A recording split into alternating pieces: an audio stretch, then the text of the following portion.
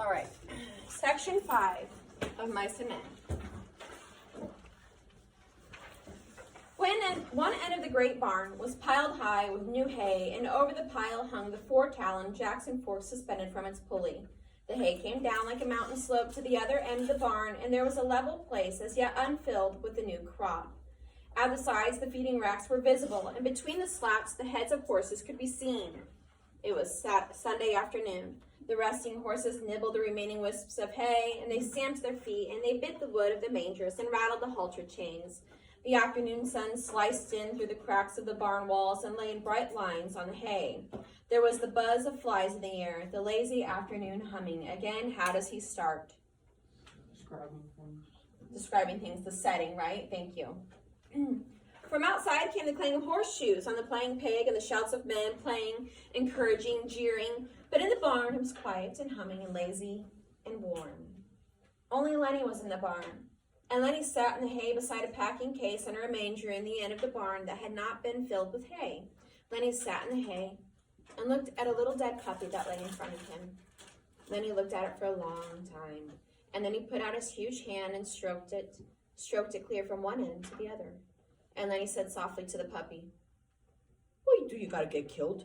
You ain't so little as mice. I didn't bounce you hard."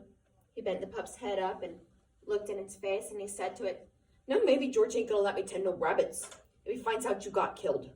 He scooped a little hollow out and laid the puppy in it and covered it over with hay out of sight, but he continued to stare at the mound that he had made, and he said, "This ain't no bad thing. Like I gotta go hide in the brush. Oh no, this ain't. I'll tell George I found him dead." He unburied the puppy and inspected it, and he stroked it from ears to tail, and he went on sorrowfully, "But he'll know. George always knows. He'll say, 'You done it. Don't try to put nothing over on me.' And he'll say, 'Now, just for that, you don't get to tend no rats.'" And suddenly his anger rose. "God damn you," he cried. "Why you gotta go get killed? You ain't so little as mice." And he picked up the pup and he hurled it away from him. He turned his back on it. He bent over on his knees and he whispered, "Now I gotta go tend a rabbit. Now he won't let me." And he rocked himself back and forth in his sorrow. From outside came the clang of horseshoes on the iron stake, and then a little chorus of cries. Lenny got up and brought the puppy back, and he laid it on the hay, and he sat down. He stroked the pup again. "You wasn't big enough. They told me that you wasn't. I didn't know that you get killed so easy." He worked his fingers on the pup's limp ear. Maybe George won't care. This here goddamn little son of a bitch wasn't nothing to George." Curly's wife came around the end of the last stall. She came very quietly so that Lenny didn't see her. She wore a bright cotton dress and the mules with the red ostrich feathers. Her face was made up and the little sausage curls were all in place. She was quite near to him before Lenny looked up and he saw her. In a panic, he shoveled hay over the puppy with his fingers and he looked sullenly up at her. She said, "Hey, what you got there, sonny boy?" Lenny glared at her. "George says I ain't have nothing to do with you, to talk to you or nothing." She laughed. "George giving you orders about everything?" Lenny looked down at the hay. Says, "I can't tend no rabbits if I talk to you or anything."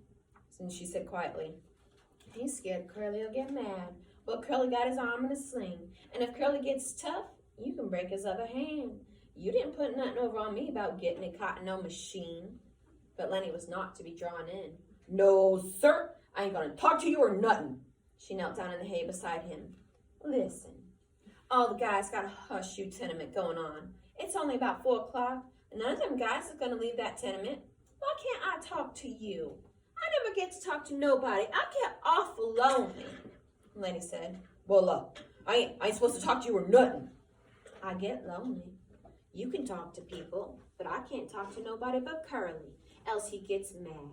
How'd you like to not talk to anybody?" What is Steinbeck doing here? What? He's foreshadowing a little bit. Is he building tension? Okay. Yeah, absolutely. So she comes in, she's real quiet, she scares him a little bit. "Well, I can't talk to anybody." She talks about being lonely. And then she says, "I know that you're the one that broke his hand. Just wait." And notice like how you start reacting to what's going on and what she's doing, okay? And whenever you notice how you start feeling about things, and whenever an author can do that with just words, that's really, really good writing. So notice how Steinbeck builds tension here. Lenny said, "Well, I ain't supposed to. George's scared I'll get in trouble." She changed the subject. "What you got covered up over there?" Then all of a sudden, Lenny's woes came back on him.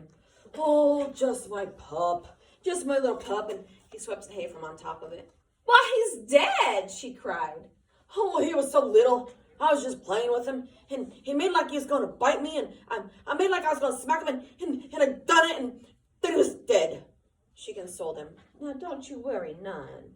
He's just a mutt. You can get another one easy. The whole country's full of mutts. Oh, it ain't that so much. George ain't gonna let me tend no rabbits now. Well, why don't he? Well, he said if I done any more bad things, he ain't gonna let me tend the rabbits. She moved closer to him, and she spoke soothingly. Don't you worry about talking to me. Listen, the guys yell out there. They got $4 bet in that tenement.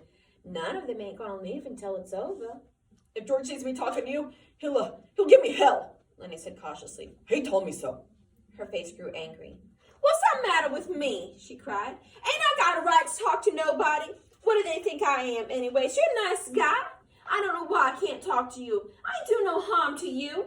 Well, George says that you'll get us in a mess. Oh, nuts, she said. What kind of harm am I doing to you? Seems like they ain't none of them cares how I gotta live. I'll tell you, I ain't used to living like this. I could have made something out of myself, she said darkly.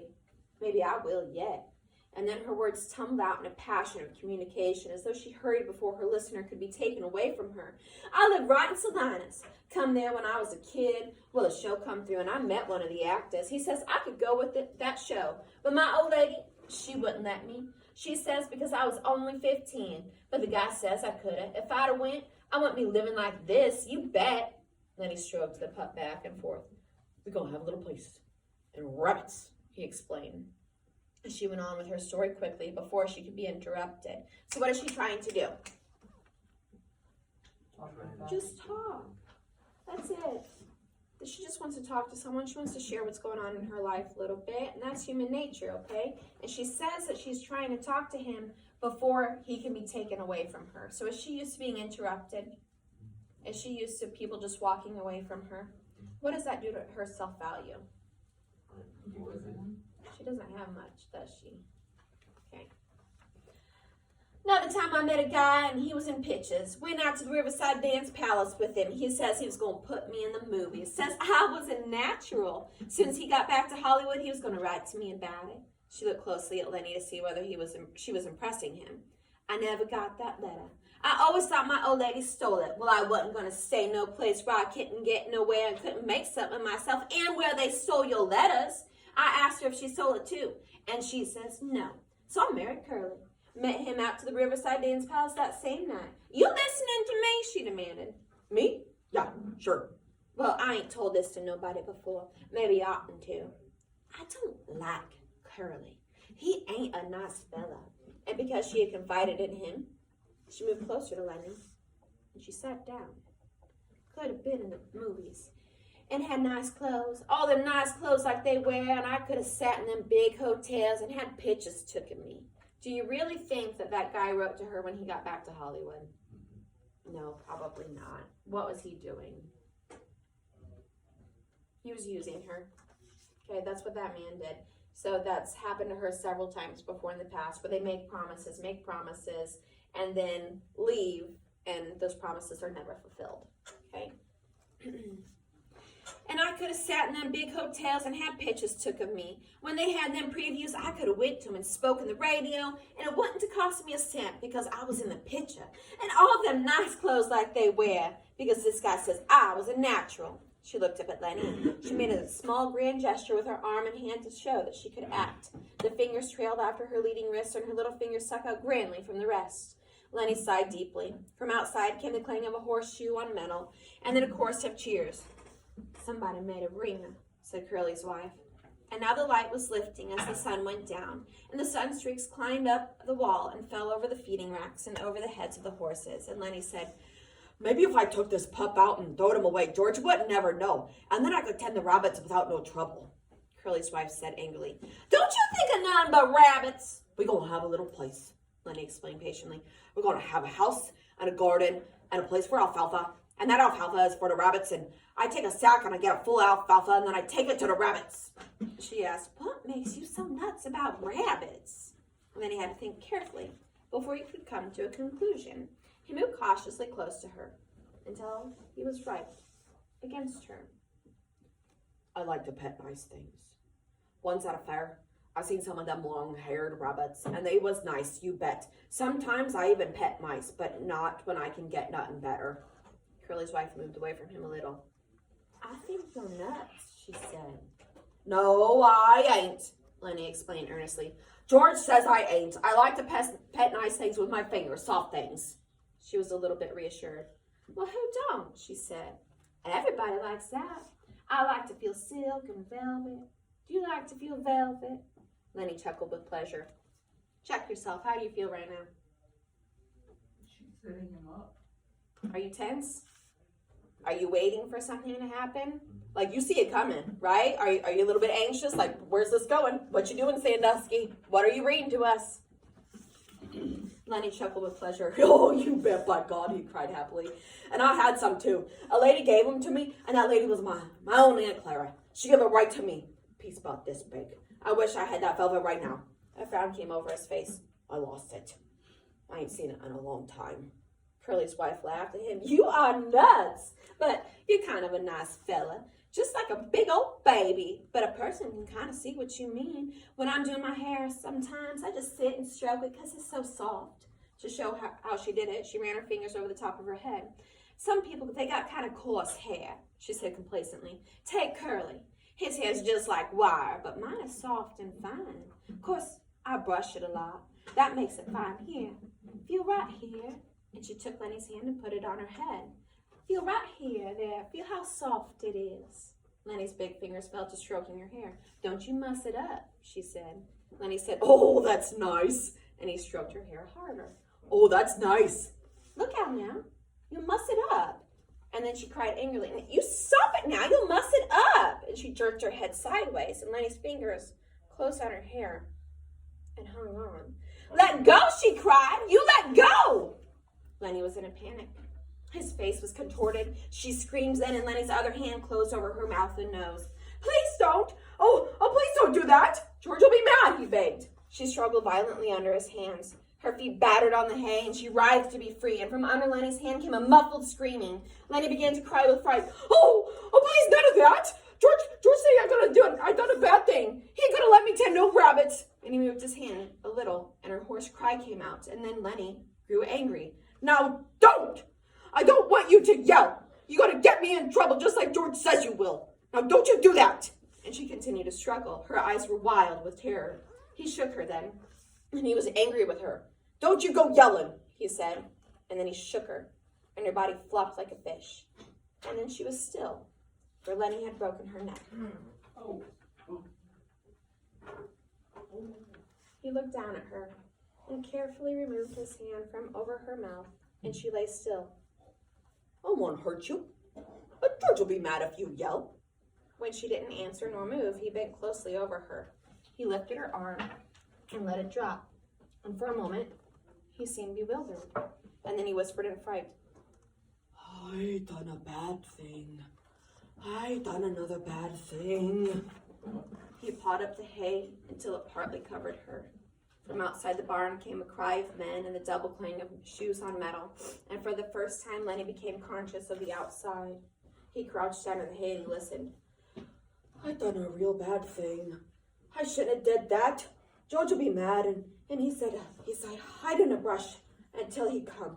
He gonna be mad. In the brush until he come. That's what he said. Lenny went back and looked at the dead girl. The puppy lay close to her. Lenny picked it up. I'll throw him away. It's bad enough like it is. He put the pup under his coat, and he crept to the barn wall, and he peered out between the cracks toward the horseshoe game, and then he crept around the end of the last manger, and he disappeared. The sun streaks were high on the wall by now, and the light was growing soft in the barn. Curly's wife lay on her back, and she was half covered with hay. It was very quiet in the barn, and the quiet of the afternoon was on the ranch. Even the clang of the pitched shoes, even the voices of the men in the game seemed to grow more quiet. The air in the barn was dusky in advance of the outside day. A pigeon flew in through the open hay door and circled and flew out again. Around the last stall came a shepherd bitch, lean and long with heavy hanging dugs. Halfway to the packing box, where the puppies were, she caught the dead scent of Curly's wife, and the hair rose along her spine. She whimpered and cringed Into the packing box she jumped in among the puppies. Curly's wife lay with a half covering of yellow hay, and the meanness and the plannings and the distant and the ache for the attention were all gone from her face. She was very pretty and simple, and her face was sweet and young. Now her rouged cheeks and her reddened lips made her seem alive and sleeping very lightly. The curls, tiny little sausages, were spread on the hay behind her, and her lips were parted. As happens sometimes, a moment settled and hovered, and remained for much more than a moment, and sound stopped, and movement stopped for much more than a moment. And then gradually time awakened again, and moved sluggishly on. The horses stamped on the other side of the feeding racks, the halter chains clinked, outside the men's voices became louder and clearer. From around the end of the last stall, old Candy's voice came, "Lenny! Oh, Lenny! You in here? I've been figuring this some more. Tell you what we're going to do, Lenny." Old Candy appeared around the end of the last stall. "Oh, Lenny!" he called again, and then he stopped, and his body stiffened. He rubbed his smooth wrists and his white stubble whiskers. "I didn't know you was in here," he said to Curly's wife. When she didn't answer, he stepped near. "You oughtn't sleep out here," he said disapprovingly, and then he was beside her. "Oh, Jesus Christ!" He looked at her helplessly, and then he rubbed his beard, and he jumped up, and he went quickly out of the barn. But the barn was alive now. The horses stamped and snorted, and they chewed the straw on their bedding, and they clashed the chains of their halters. In a moment, Candy came back, and George was with him. George said, "What was it you wanted to see me about?" Candy pointed to Curly's wife. George stared.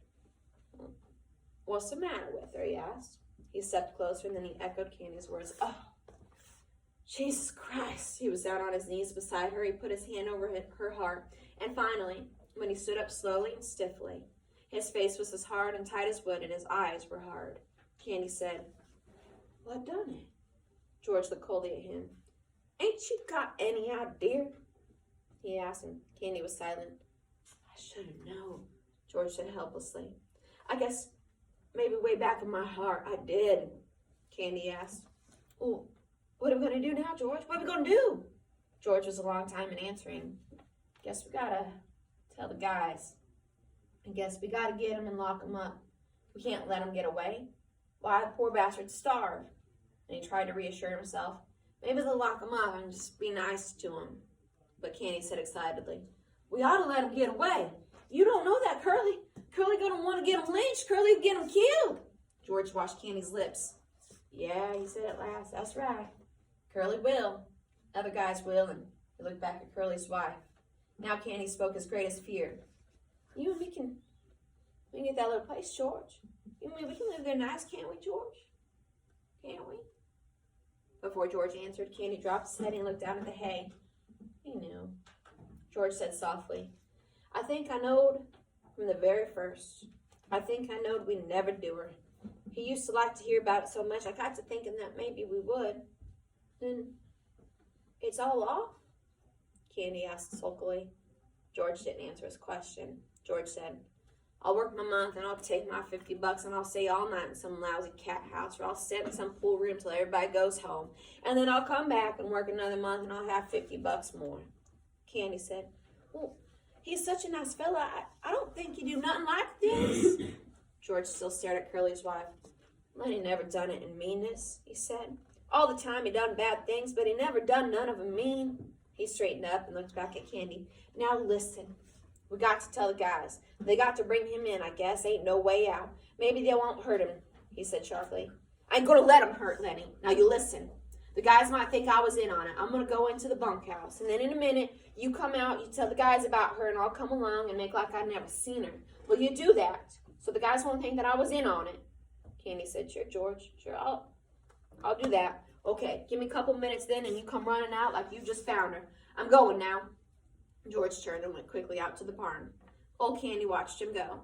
He looked helplessly back at Curly's wife, and gradually his sorrow and his anger grew into words. "You goddamn tramp," he said viciously. "You done it, didn't you? I suppose you're glad. Everybody know you messed things up. You wasn't no good. You ain't good now, you lousy tart." He sniveled and his voice shook. "I could have hoed in the garden, washed the dishes for them guys." He paused, and then he went on in a sing-song, and he repeated the old words. "If there was a circus or a baseball game, we would have went to her. Just said to hell with work and went to her. Never asked nobody to say so. And there'd have been a pig and chickens in the winter, the little fat stove, and the rain coming, and us just sitting there. And his eyes blinded with tears, and he turned and went weakly out the barn, and he rubbed his bristly whiskers with his wrist stump. Outside, the noise of the game stopped. There was a rise of voices in question, a drum of running feet, and then the men burst into the barn. Slim and Carlson and young Whit and Curly and Crooks keeping back out of attention range. Candy came after them, and the last of all, George. George had put on his blue denim coat and buttoned it, and his black hat was pulled down low over his eyes. The men raced around the last stall. Their eyes found Curly's wife in the gloom, and they stopped, stood still, and looked. And then Slim went quietly over to her. He felt her wrist. One lean finger touched her cheek, and then his hand went under her slightly twisted neck, and his fingers explored her neck. When he stood up, the men crowded near, and the spell was broken. Curly came suddenly to life. I know who done it! That big son of a bitch done it! I know I know he done it! Why everybody else is out there playing horseshoes? He worked himself into a fury. I'm gonna get him! I'm going for my shotgun. I'll kill that big son of a bitch myself. I'll shoot him in the guts! Come on, you guys! And he ran furiously out of the barn, and Carlson said, well, I'll get my Luger. And he ran out too. Slim turned quietly to George. I guess Lenny could have done it all right. Her neck's bust. And then he could have did that. George didn't answer, but he nodded slowly. His hat was so far down on his forehead that his eyes were covered. Slim went on. Maybe, like that time in Weed you was telling about? Again, George nodded. Slim sighed. Well, I guess we gotta go get him. Where you think he might have went? It seemed to take George some time to free his words. He would have went south. We come from north, so he'd have went south. Is he leading them in the right direction? No. Okay. I guess we gotta get him, Slim repeated. Is Slim apprehensive about doing this also? Does Slim want to go out and get him? No, he's like, I guess. Well, sure, we need to do this, okay? George stepped closer. Couldn't we maybe bring him in and they'll lock him up? He's nuts, Slim. You never done this to be mean. Slim nodded. We might. If we could keep Curly in, we might, but Curly's going to want to shoot him. Curly's still mad about his hand. And suppose they lock him up, strap him down, put him in a cage. That ain't no good, George.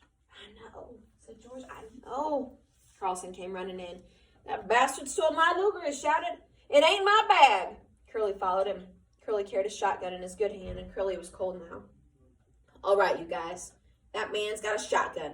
You take it, Carlson. When you see him, don't give him no chance. You shoot for his guts. That'll double him over. Whit said excitedly.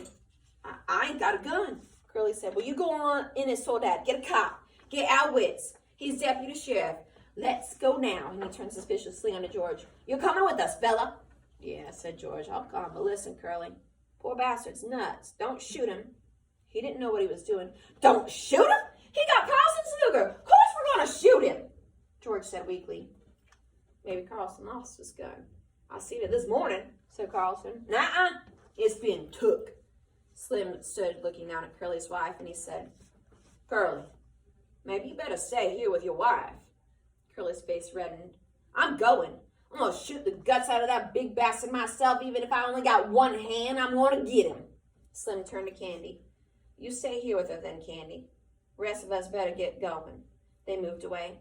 George stopped a moment beside Candy, and they both looked down at the dead girl until Curly called, You, George, you stick with us so we don't think you had nothing to do with this. George moved slowly after them, and his feet dragged heavily. And when they were gone, Candy squatted down in the hay and watched the face of Curly's wife. Poor bastard, he said softly. The sound of the men grew fainter. The barn was darkening gradually, and in their stalls the horses shifted their feet, rattled their halter chains. Old Candy lay down in the hay and covered his eyes with his arm. So, even in death,